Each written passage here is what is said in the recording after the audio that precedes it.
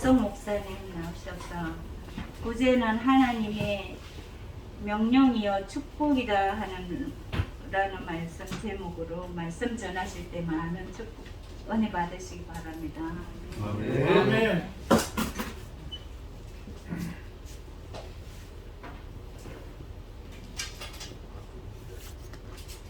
이게 김태형 목사님 사이즈에 맞는 거죠? 잘 들립니까? 마스크 벗고 하시죠. 네. 아니 근데 이게 목사님 사이즈에 맞는 거죠? 아, 됩니까? 네. 네, 마스크는 못 들어가겠습니다. 이거 완전 장치가 달려 있어서. 네.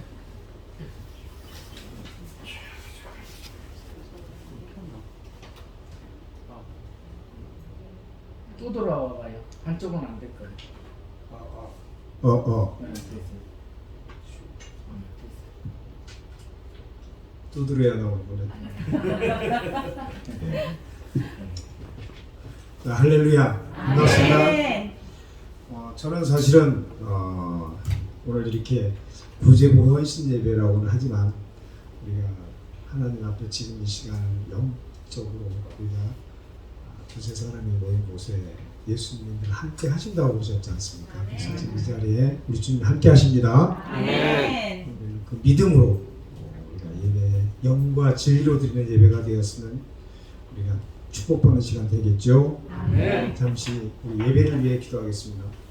거룩하신 아버지 하나님 감사합니다. 오늘 거룩하고 복된 주님의 날 이렇게 구제부 헌신 예배로 또 불러주셔서 함께 이렇게 주님 앞에 영과 진리로 예배 드리기를 원합니다.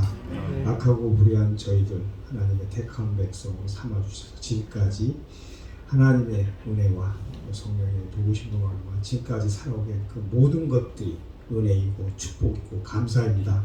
이 시간 성령님께서 함께 하시고 모든 저희 허물들은 다 주님 십자가 밑에 내려놓고 오직 주님의 의만 드러나는 시간 되게 하옵소서. 전하는 자나 듣는 자나 오직 말씀에 의거해서 우리가 시간 그냥 돌아가는 시간 되지 않고 주님을 다시 한번 우리 마음판에 새기는 시간 되게 하옵소서. 우리 주 예수 그리스도 이름 받들어 기도드렸사옵나이다. 아멘. 구제 좀 주제가 무거운데요. 제 소개는 따로 하지 않고 오늘 중요한 거는 우리가 구제는 특별히 우리 삶 속에서 직접 피부에 와서 잘 안 닿죠.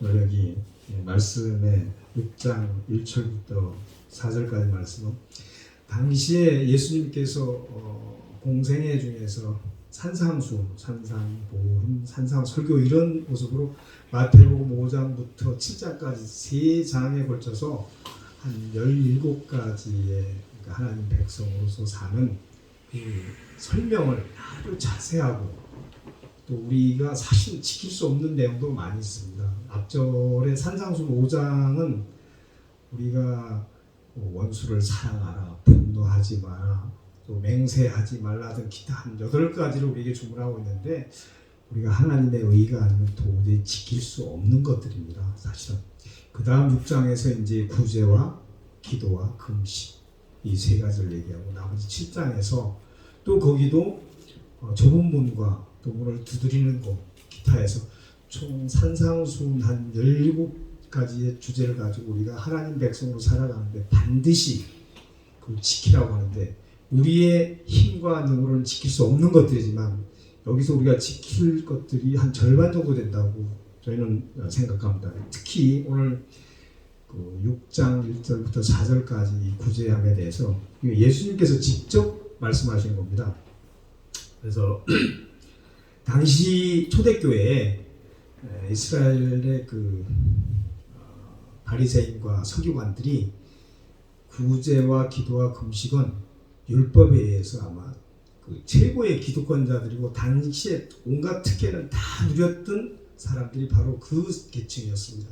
그래서 지금 예수님 시대에 이들 바리새인과 이 서기관들의 그 위상은 제일 맨 위의 계급 계층의 대제사장 그룹인 성전 세력이 그 권력이었습니다. 성전세를 받아서 그거를 축제하는 사두개인이 주로 대제사장을 그 그룹이 이루고 있었는데요.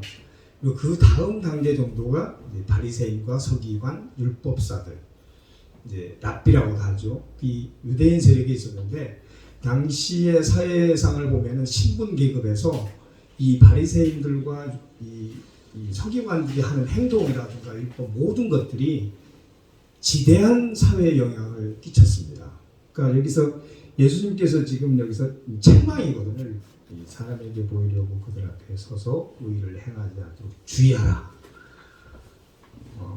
문자적으로만 보면 되게 어려운 것도 나오거든요. 하늘에 계신 내 아버지께 상을 받지 못하느니라. 그러니까 당시의 바리새인들이 율법주로 남에게 보이기 위해서 하는 의, 이제 이 외식이라고 이제 사실은 하나님께서 12번 정도 얘기가 나오는데 되게 이 부분에 대해서 아주 강력하게 외식이라는 그 부분을 싫어하는 부분이었습니다. 즉 외식은 우리가 닭가리뼈에다가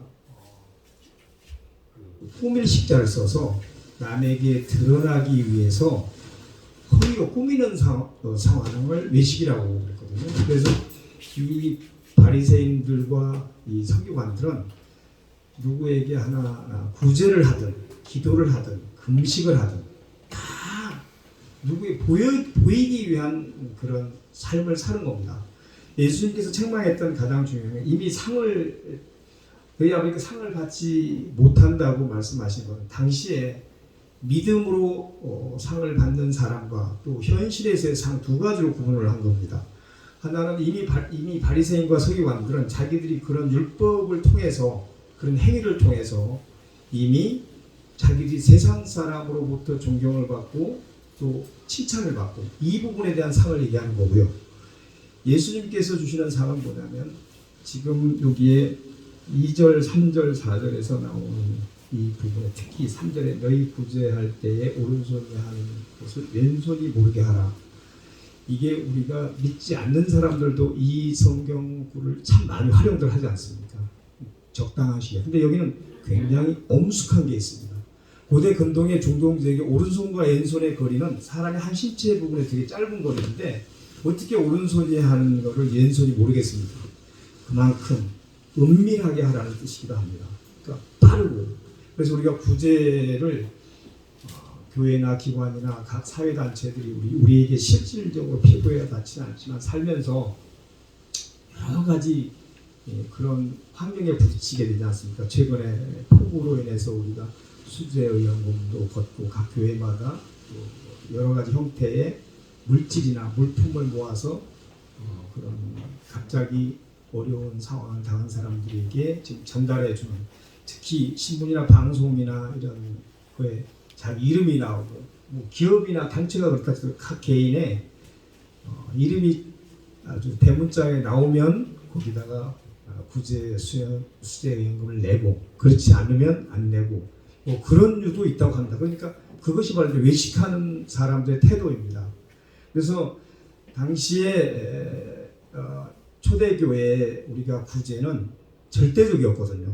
그러니까 당시에 구제 우리가 헌금을 내는 데 있어서 보통의 헌금은 우리가 하나님께 드리는 헌금은 우리가 하나님의 자녀됐고 구원받은 자고 또 복음을 받은 사람으로서 하나님께서 제 주인이십니다. 저의 모든 것이 주님의 것입니다. 그걸 인정한 행위가 헌금이고, 구제 헌금은 이제 연보라고 해가지고 같은 용어이긴 한데요. 여러 사람이 십시일반으로 돈을 모아서 어려운 사람을 돕는 조금 차이가 있습니다. 그러니까 헌금과 구제 헌금 또는 연보는 조금 차이가 있는데 큰 틀에서는 헌금 안에 다 포함이 되는 거죠. 그래서 우리가 이 구제를 가지고 우리가 하나님께서 저희에게 명령한 게 있습니다.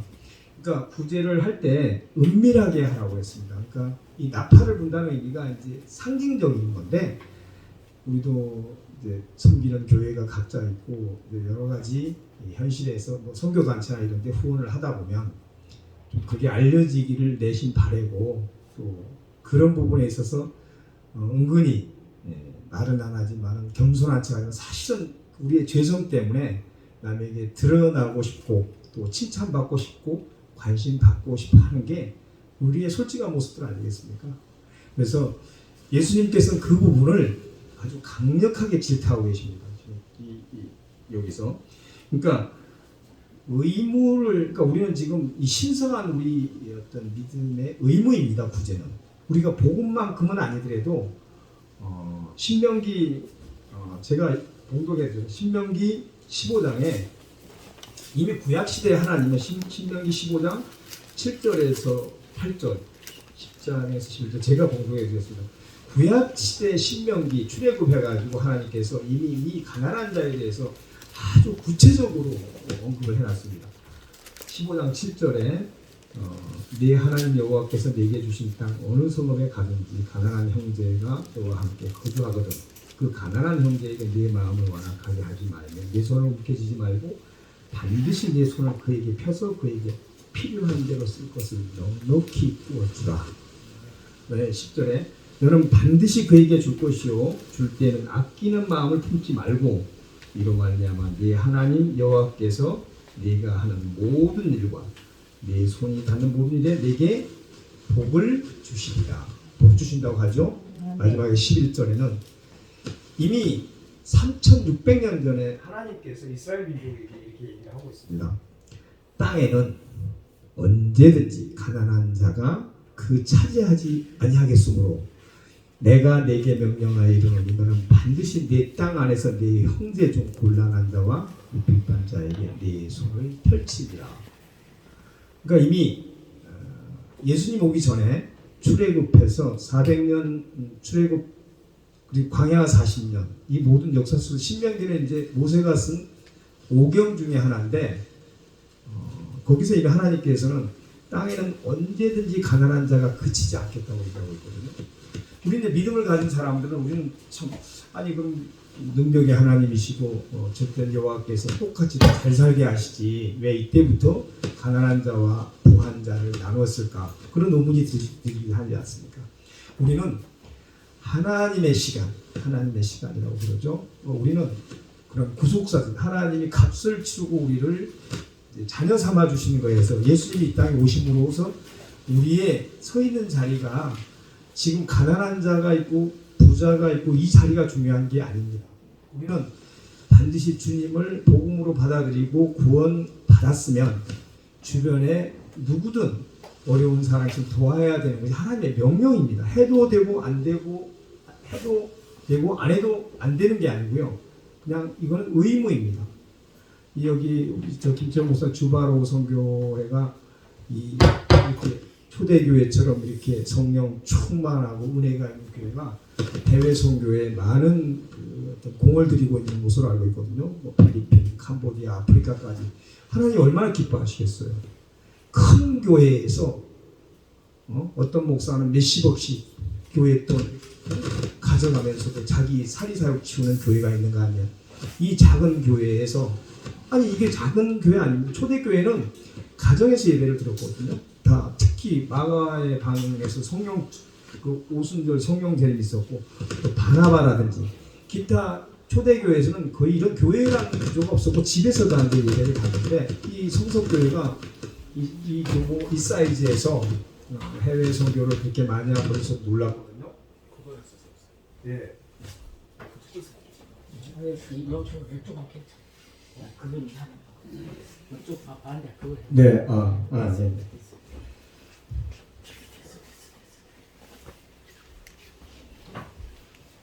네, 그래서 구제가 중요하다는 것은 우리가 아무리 강조해도 지나침이 없거든요. 그러니까 구제는 돈이 많이 있는 분이 또는 돈이 있는 사람이 하는 게 아니라 하나님께서는 내가 가진 것을 나누라는 것입니다. 누가복음 21장 1절부터 4절 말씀은요. 한번 찾아보시겠습니다. 누가복음 21장 41절 20장 보시면 과부에 제가 봉독하도록 하겠습니다.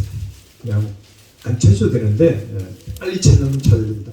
예수께서 눈을 들어 부자들이 헌금 안에 헌금 넣는 것을 보시고 또 어떤 가난한 과부가 두 랩돈 넣는 것을 보시고 이르시되 내가 참으로 너희에게 말하노니 이 가난한 과부가 다른 사람보다 많이 넣었도다.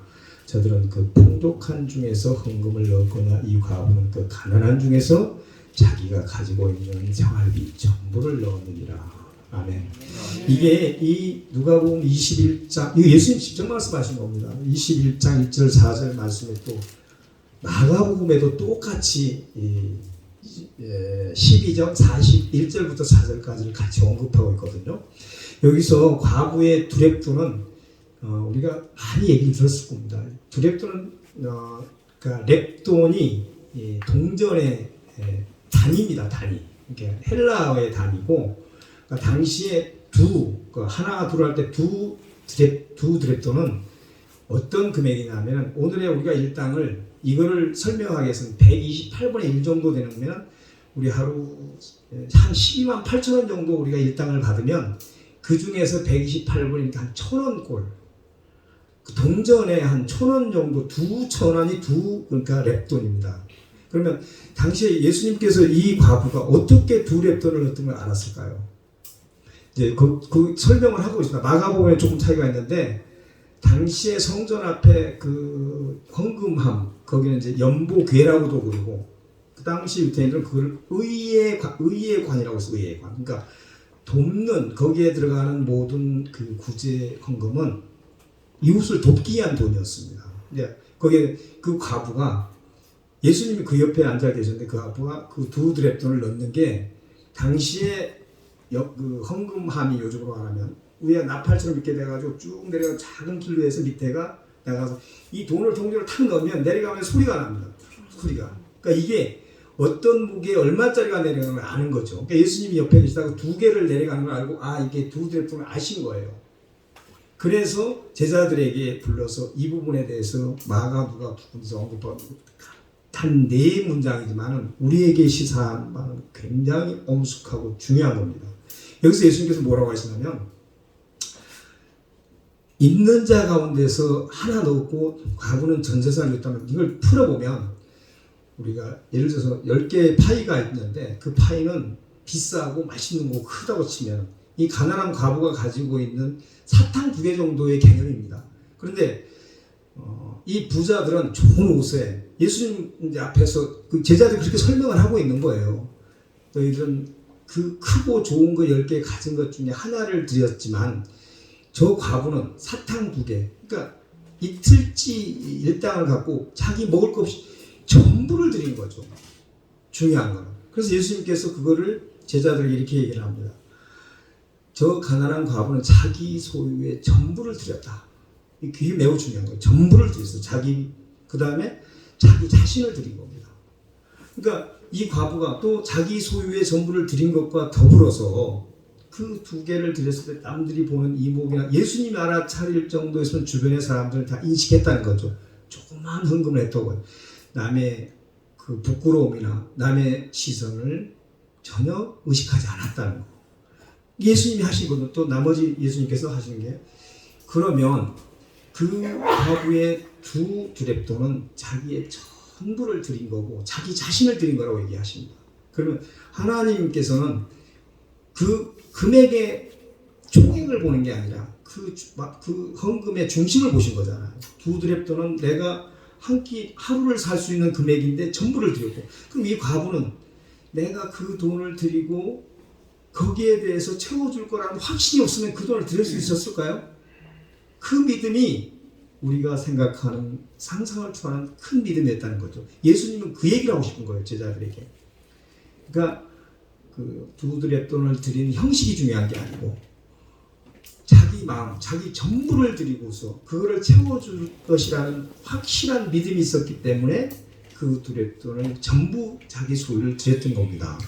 오늘날 우리에게서 적용할 수 있는 것은 우리가 참 팍팍하고 어떤 그런 구제에 대해서 한 번쯤 생각하고 기회가 있을 때 정말 형식적으로 하는 게 우리들의 마음인데, 지금 여기는 제가 존경하는 이제 1억 원을 헌금하신 분도 계세요. 여기 지금 예배에 참석하신 분 중에 제 지인인데, 교회에다가 과감하게, 그 적은 돈 아니지 않습니까? 평생 1억 못 만지고 죽은 사람도 있지 않습니까? 그러면 그런 거를 금액을 많이 했다, 대단하네, 미쳤지, 그 돈이, 별 생각을 다 하잖아요. 그분은 그 돈을 가지고 수십 배의 하나님의 축복을 받았을 겁니다. 특별히 그분은 또 건강으로 암이 걸려서 정말로 죽기 일보 직전까지 가신데 지금 건강하게 회복하셔가지고 지금 생활하고 계신 장로님이십니다. 네. 그러니까 이게 본인들은 형편이 있어서 죽었지만 많이 가진 사람이 내기가 더 쉽지 않습니다. 네. 그 사람들이 똑같은 오히려 또 여기는 안수집사도 교회에 각종 어려운 일에 다 참여하고 해외 선교에 참여하고 그러지만 이게 그 마음이 하나님이 주신 성령으로 감동되지 않으면 그러니까 우리가 구약이나 신약 시대에 있어서 수많은 하나님의 일을 하는 사람들은 성령에 감동된 사람들을 하나님께 쓰셨어요. 이게 내가 헌금이든 연보든 구제든 그 돈을 내가 아깝다는 생각을 하는 그 순간 본인 신상에 좋지 않다고 합니다. 건강에도. 하지만 그거를 성령에 감동해서 그거를 아깝지 않게 내가 그 헌금을 통해서 누군가에게 도움이 되고 지금 당장 먹고 입을 게 없는 사람들에게 얼마나 필요하고 절박한 겁니까? 그러니까 우리는 그거를 보고 적선을 하면 우리는 당연히 그거를 도와야 됩니다. 그게 물질이든 아니면 그러니까 우리가 물건을 줘도 헌물도 가치 있는 것으로 줘야 합니다. 쓰고 남는 거나 우리가 못하는 거 주면 안 됩니다. 정말로 그분들에게 반드시 필요하고 가치 있는 것을 주는 게 이게 하나님께서 우리에게 주신 명령이고 그건 아니 하나님께서 똑같이 하나님의 형상으로 지어진 어떤 사람은 먹을 게 없어서 하루를 힘들게 지내는 사람이 있고 어떤 사람은 음식물이 남아가지고 버리는 사람 이 얼마나 불공평합니까? 하나님은 그것을 얘기하고 있습니다. 내가 가지고 있는 것을 나누라는 겁니다. 그러니까 내가 돈 많이 벌어서 뒤에 내가 많이 할게. 이거 마귀 역사입니다.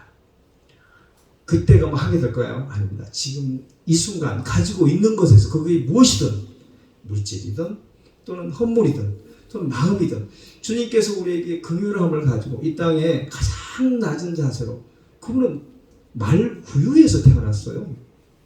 아니 우리 세상 사람도 태어날 때 그래도 아무리 초라한 곳이라 하더라도 방 정도는 태어나잖아요. 가난하지만. 근데 말구유에서 태어나서 마지막 십자가에 달 때 나무 십자가에 돌아가신 분이에요. 그럼 그분이 우리를 대신해 십자가에 돌아가시고 우리는 그 보혈의 피를 의지해서 오늘의 우리가 은혜로 말미암아 그 믿음을 통해서 우리가 구원받았으면 복음에 비친 사람입니다. 우리는.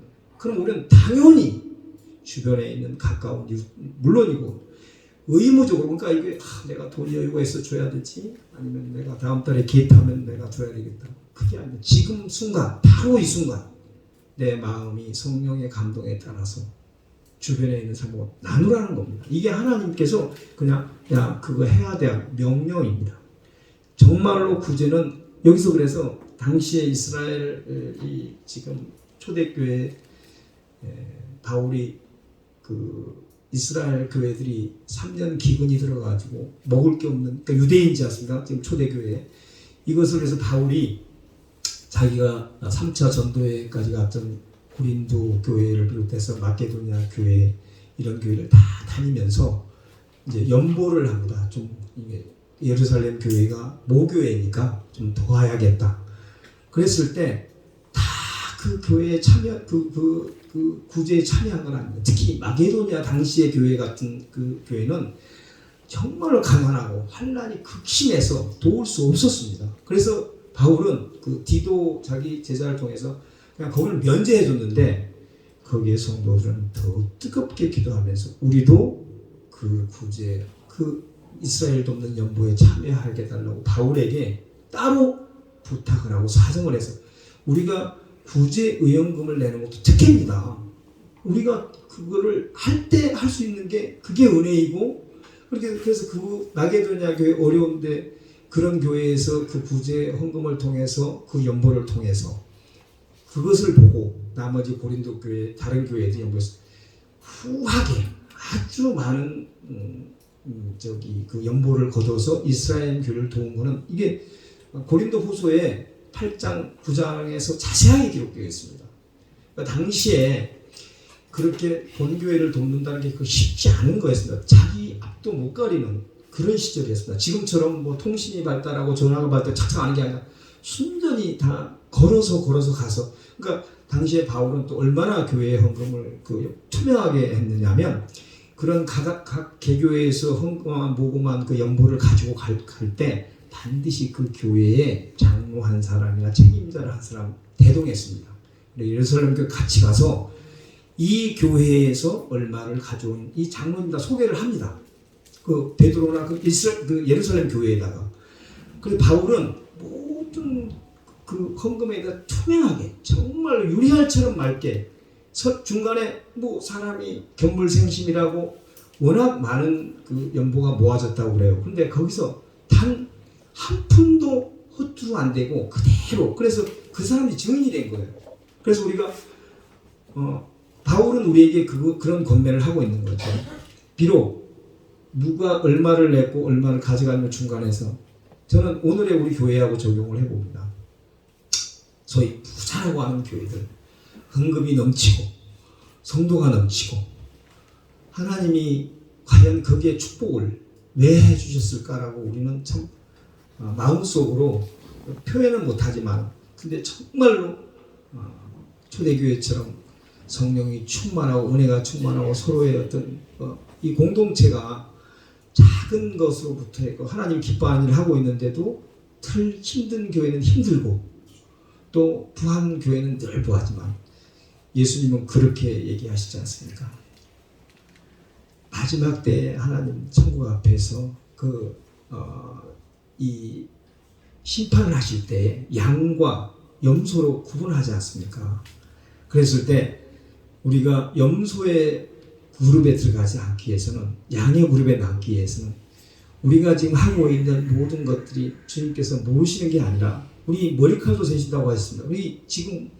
우리가 어떤 형식으로 간에 지금 구제에 참여하고 있다면 그거는 하나님께서 우리를 사랑하시고 모든 전인류를 사랑하시고 우리를 어떤 그 피해 대가로 새 생명 주시고 죄사함 주시고 또 영생을 주시고 이런 모든 그 하나님의 계획에 우리가 참여하는 그런 믿음의 사람들입니다. 저희가. 그래서 우리가 형식적으로라도 돕는다? 아닙니다. 그거 안 도와도 돼요. 정말로 주님이 우리를 사랑하는 마음 그리고 긍휼히 여기는 마음 주변을 돌아봤을 때 그 마음이 하나님께서 보시는 마음이고 우리에게 축복의 통로로 가는 마음이기도 합니다. 이 모든 것들은 사랑이 동반되지 않고는 어려운 겁니다.